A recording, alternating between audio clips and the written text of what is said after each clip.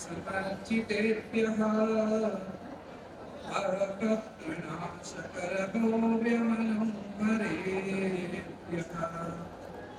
घण्टाध्वजादिपरिवारविभूषितेभ्यो नित्यं नमो जगति सर्वजिनालयेभ्यः नित्यं नमो जगति सर्वजिनालयेभ्यः नित्यं नमो जगति सर्वजिनालयेभ्यः। जय बोलो चौबीसो तीर्थंकर भगवान की, जय बोलो गोमटेश्वर बाहुबली भगवान की, जय बोलो अंतिम शुद्ध केवली भद्रबाहु स्वामी की, जय बोलो परम पूज्य चारित्र चक्रवर्ती आचार्य श्री शांति सागर महाराज की, जय बोलो परम पूज्य वात्सल्य वारिधि आचार्य श्री वर्धमान सागर जी महाराज की, जय बोलो समस्त मुनि संघ की, जय बोलो मम दीक्षा जगत गुरु कर्मयोगी स्वस्ति श्री चार कीर्ति पंडिताचार्य वर्य महास्वामी जी की।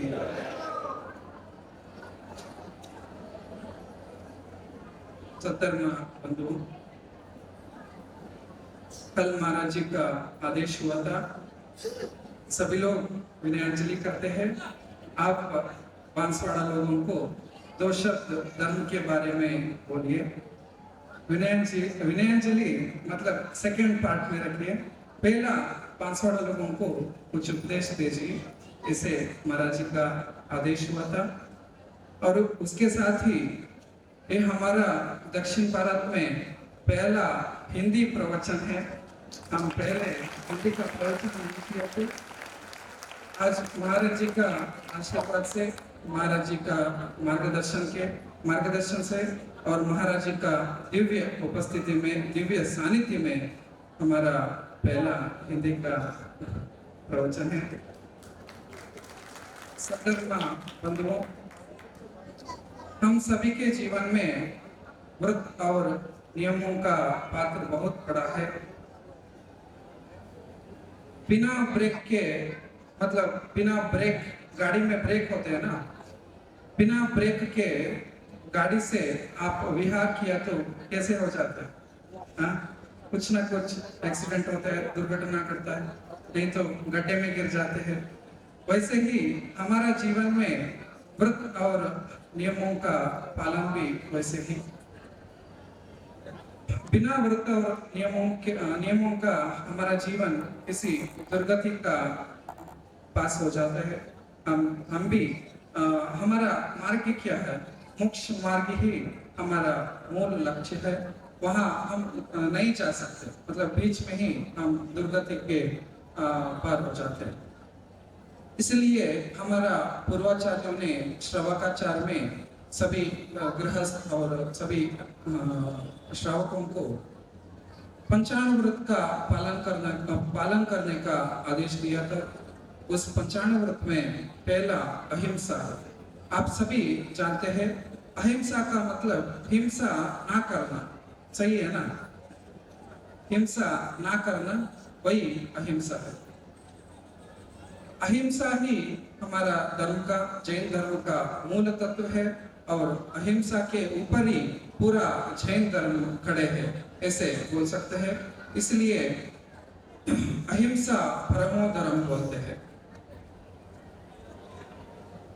हम सभी गृहस्थ और श्रावक से कुछ ना कुछ हिंसा हो ही जाता है, कुछ ना कुछ कार्य करते हैं, कुछ ना कुछ करने से हिंसा हो ही जाते है। फिर भी हम अहिंसा परमो धर्म बोलते हैं। फिर भी हमारा मतलब जो भी कार्य करते हैं उसमें हिंसा हो जाता है। इसलिए आचार्य कहते हैं हिंसा होना और हिंसा करना, ये दोनों में बहुत अंतर है। हिंसा होना वो एक घटना है और हिंसा करना वो एक पाप है, वो एक अपराध है, ऐसे बोलते हैं। इस दोनों में बहुत अंतर है। और हमारा तरफ से 4 प्रकार से हिंसा हो जाती है। पहला संकल्प हिंसा, दूसरा आरंभ हिंसा, तीसरा उद्योग हिंसा, चौथा विरोधी हिंसा। इस चारों में पहला संकल्प हिंसा। संकल्प हिंसा मतलब हिंसा करने का संकल्प करता है, ये हमारा दुश्मन है, उनको मारना है। ये क्या है? ये संकल्प है। हाँ? कुछ मांस खाना, उसका भाव करना, वो संकल्प हिंसा। इसमें चारों में पहला संकल्प हिंसा, हिंसा होता नहीं है, इसमें हिंसा किया जाता है। एक ही हिंसा हिंसा किया जाता है और तीनों में हिंसा हो जाता है। हमारा धर्म में हिंसा करना मतलब पूरा उसको मना है, और हिंसा हो जाता है उसके लिए हम उसको कितना कम हो सके उतना कम करने का हम सोचना है। और दूसरा आरंभ हिंसा।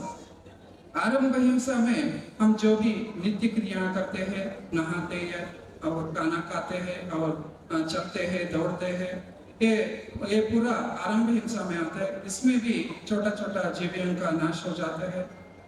फिर भी इसको हम कैसे सुधार सकते हैं ये देखना है।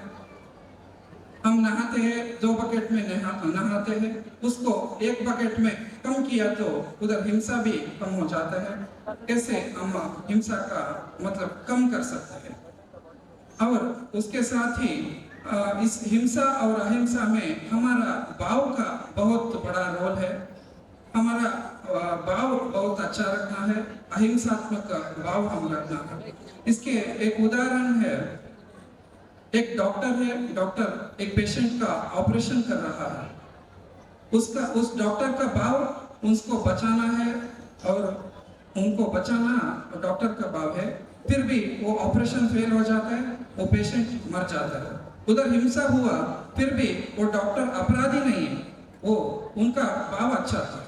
और एक घटना है, एक शिकारी है, एक हिरण को तीर मारता है, नहीं तो एक शूट करते हैं, पिस्तौल में शूट करते हैं, और हिरण के बाजू में वो गोली या तीर चला जाते हैं। उधर हिंसा नहीं हुआ, हिरण बच गया। फिर भी वो हिरण चलाने मतलब तीर चलाने वाले अपराधी हो गया। उनको फॉरेस्ट ऑफिसर ने क्या करते हैं, लेके जाते हैं ना, फॉरेस्ट डिपार्टमेंट के पुलिस ऑफिसर। हाँ, उधर हिंसा नहीं हुआ, फिर भी उनका भाव बहुत गलत था, इसलिए वो अपराधी हो गया, वो पापी बन गया। इधर डॉक्टर के कथा में घटना में वो हिंसा हो गया, फिर भी उनका भाव अच्छा था, इसलिए वो अपराधी नहीं हुआ, पापी नहीं हुआ। इसलिए पहले हमारा भाव अच्छा रखना है। और तीसरा उद्योग हिंसा। उद्योग हिंसा मतलब हम उद्योग मतलब सिर्फ बिजनेस करना उद्योग नहीं है। जो हमारा जीवन के लिए पैसा कमाते हैं, जीवन निभाने के लिए पैसा कमाते हैं, वो पूरा उद्योग में आता है। उसमें 4 प्रकार से हम पैसा कमा सकते हैं। पहला जॉब है, दूसरा बिजनेस, तीसरा सर्विस और चौथा खेती। इस 4 प्रकार से हम पैसे कमा सकते हैं। उसमें सभी लोग क्या सोचना है, और सभी बच्चे, सभी युवा अभी क्या कर रहे हैं, पढ़ाई के बाद कुछ ना कुछ जॉब मिलता है, नहीं तो 1 साल जॉब ढूंढते हैं, जॉब नहीं मिलता, इसलिए किसी न किसी जॉब में, किसी न किसी कंपनी में चला जाता है। पहले आप सभी सोच के मतलब इसमें उद्योग हिंसा में कैसे हम कम कर सकते हैं, वो आप सोचना है। और सभी अपने माता पिता अपने बच्चों को संस्कार देना है इसके बारे में। अभी क्या हो रहा है, अभी नए बच्चे पढ़ने के बाद जॉब ढूंढने चला जाते हैं, वहाँ पर उनको जॉब नहीं मिलता है, फिर भी उधर उधर ढूंढ के KFC में जॉब मिल जाता है। KFC क्या है, वो हिंसात्मक कंपनी है, नहीं तो एक लेदर बैग मैन्युफैक्चरिंग कंपनी, उधर उनको जॉब मिल जाता है। वो जाना है नहीं, जाना चाहिए या नहीं, जॉब मिल जाता है लेदर मैन्युफैक्चरिंग कंपनी में, उनको जॉब लग जाता है, वो जाना चाहिए या नहीं, नहीं चाहिए। वो भी उस कंपनी का एक एम्प्लॉय मतलब एक हिस्सा बन जाता है, और उस कंपनी से होने वाला हिंसा का भी वो और उसका पाप का भी वो एक हिस्सा हो जाता है। इसीलिए उसके साथ बिजनेस में भी ऐसे ही है। बिजनेस बिजनेस करते समय और धंधा करते समय सोचना चाहिए हमारा धंधा से कुछ ना कुछ हिंसा होता है या नहीं, ये सोच के आप जॉब करना चाहिए। और उसके साथ ही सर्विस सर्विस मतलब सीए, चार्टर्ड अकाउंटेंट और एडवोकेट वगैरह होते हैं। आप भी बहुत सोच के किसी न किसी कंपनी को एडवाइस देते समय या किसी का कंपनी का अकाउंट देखते समय वो कंपनी कैसे है, वो कंपनी का मूल उद्देश्य क्या है, उस कंपनी का ओनर कैसे है, वो पूरा सोच के उस कंपनी को एडवाइस देना चाहिए। नहीं तो वो हिंसात्मक कंपनी को आप एडवाइस दिया तो वो हिंसा का प्रचोदन करने के जैसे होते हैं। इसीलिए आप सभी इधर बांसवाड़ा या राजस्थान में बहुत उद्योगपति है, आप सभी सोच समझ के मतलब आप जॉब या उद्योग करना चाहिए। इसलिए एक उदाहरण है, हमारा वक्त श्रवण बेलगोल का एक बड़ा वक्त दिल्ली में है। उनके साथ हमारा चर्चा हो रहा था, कैसे आपने इतना बड़ा स्थान में आए, ऐसे चर्चा हो रहा था। उस समय उन्होंने बोला मेरा पढ़ाई होने के बाद मैंने बहुत सोचा, मतलब उस बिजनेस में हिंसा ही नहीं होना चाहिए, ऐसा बिजनेस में करो ऐसे। उन्होंने बहुत सोच सोच के ऑक्सीजन मैन्युफैक्चरिंग का उन्होंने बिजनेस का चालू किया। और उस ऑक्सीजन से बहुत लोगों का अभी कोरोना के समय में जीव बचा लिया। इसलिए आप जो भी जॉब करना है या बिजनेस करते समय आप सभी बहुत सोच समझ के गुरुओं का मार्गदर्शन लेके वो बिजनेस करें, ऐसे हम बोलते हैं। और चौथा, विरोध हिंसा। विरोध हिंसा मतलब हमारा घर, हमारा परिवार, हमारा धर्म, हमारा परंपरा, हमारा संस्कृति, हमारा देश के ऊपर कुछ ना कुछ आक्रमण हुआ, कुछ ना कुछ विरोध हुआ, आपत्ति हुआ, उस समय में हम उसको संरक्षण करना है। उस समय में भी मारपीट होता है, उस समय में धर्म बचाना ही मूल उद्देश्य होना चाहिए, उधर भी हिंसा होता है। इसलिए इस सभी छोटे छोटे कार्यों में हमारे तरफ से हिंसा हो जाते हैं। इसलिए आप सभी उसको उसका पाप को मिटाने के लिए गुरुओं का भक्ति करना चाहिए। आप सभी बांसवाड़ा और राजस्थान निवासी बहुत पुण्यशाली है, बहुत भाग्यशाली है।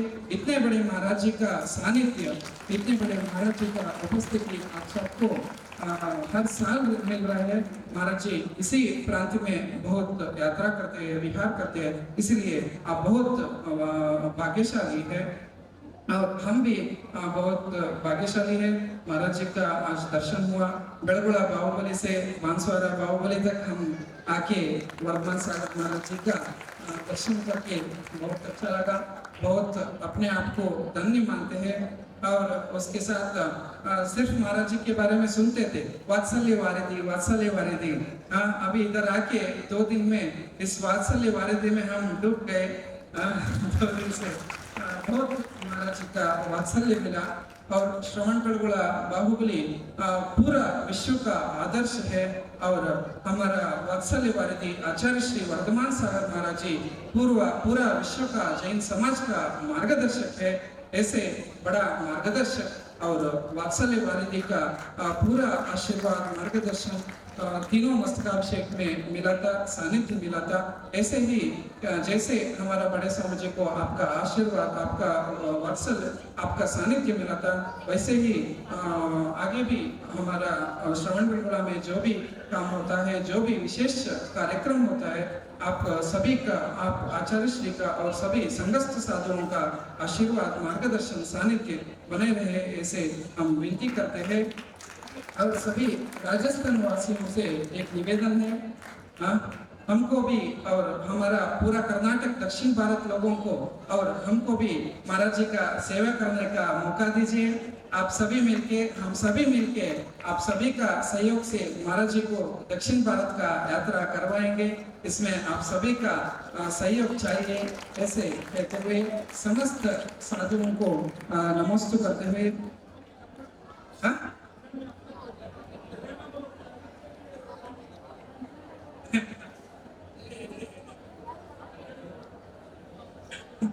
पहली बार हिंदी में बोल रहे, कुछ भी वाक्य और शब्द में कुछ व्यत्यास हुआ तो गलती हुआ तो महाराज जी क्षमा कीजिए। और सभी संगस्थ साधुओं को नमस्ते कहते हुए और सभी संगस्थ माता जी को वंदनामि बोलते हुए सभी इधर कार्यक्रम में उपस्थित सभी श्रावक श्राविका और कार्यक्रम का पूरा व्यवस्था करने वाला सभी कार्यकर्ताओं को आपका आगे का जीवन के लिए मंगलमय, आपका आगे का जीवन मंगलमय हो, सुखमय हो, संतोषमय हो, धर्ममय हो, मोक्षमय हो, ऐसे शुभकामना करते हुए गुंटेश बाहुबली स्वामी से प्रार्थना करते हैं। और आप सभी श्रवण बिल्कुल आइए और अहिंसा से सुख ऐसे संदेश देने वाले भगवान बाहुबली स्वामी का दर्शन कीजिए। जय बोलो गुंटेश्वर बाहुबली भगवान की जय। जय बोलो अंतिम श्रुत केवली भद्रबाहु स्वामी की। हम अभी प्राकृत में दो शब्द महाराज जी का परंपरा के एक जयकार बोलेंगे। आप सभी जयकार बोलिए। जय बोलो श्री श्री संत वीर शिवधम्म अजीय वड्डमान परंपरा जयदु। जय बोलो श्री श्री संत वीर शिवधम्म अजीय वड्डमान परंपरा जयदु। जय बोलो श्री श्री संत वीर शिवधम्म अजीय वड्डमान परंपरा जयदु जयदु जयदु। जय बोलो पंचम पट्टाचार्य आचार्य श्री वर्धमान